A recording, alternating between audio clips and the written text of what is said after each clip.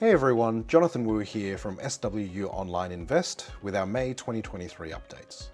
From an economic perspective, the China recovery continues to be quite strong, and in Q1 2023, GDP growth actually surprised on the upside at 4.5%. Retail sales also has been strong, and most sectors of the service economy are now performing above pre-COVID levels. Over in the United States, US rate rises are starting to peak. If we consider this statistically based on past evidence, US share markets fall as rates also start to fall. There are signs that the US economy is actually quite weak despite the ongoing tight labour market. One explanation for this can be based on the fact that a lot of baby boomers, those born after World War II, are now retired, but there are not enough Gen X, Gen Y and Zs to actually take up their place, and hence the economy is weak, but unemployment remains quite low, and this can be said also of Australia. In saying this, we've been also monitoring the 2-year US Treasury yield curve, and it shows us that it is currently pricing in that by mid-2024, there'll be around 200 basis points or 2% of rate cuts heading into that direction.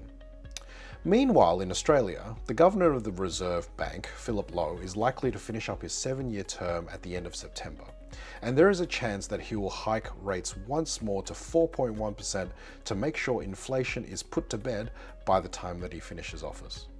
This will also allow the next governor to have ammunition to cut rates if we should hit a recession into 2024. The broader Australian economy, though, is a tale of two cities.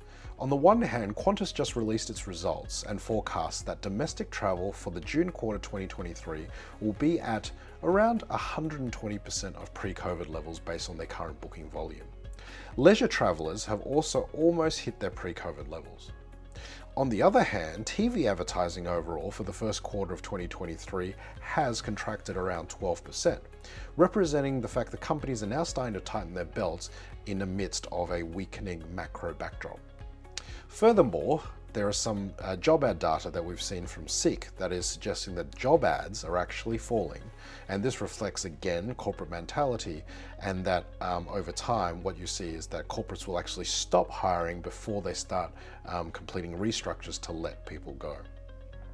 So in a relatively high interest rate environment compared to the last decade, income-focused strategies, including ones from the private debt market as well as first mortgages, are showing attractive real yields even after taking into account inflation. Now, inflation may look to fall over the medium term, and if that is the case, interest rates, if we hit a recession, will also fall, and this will be reflected.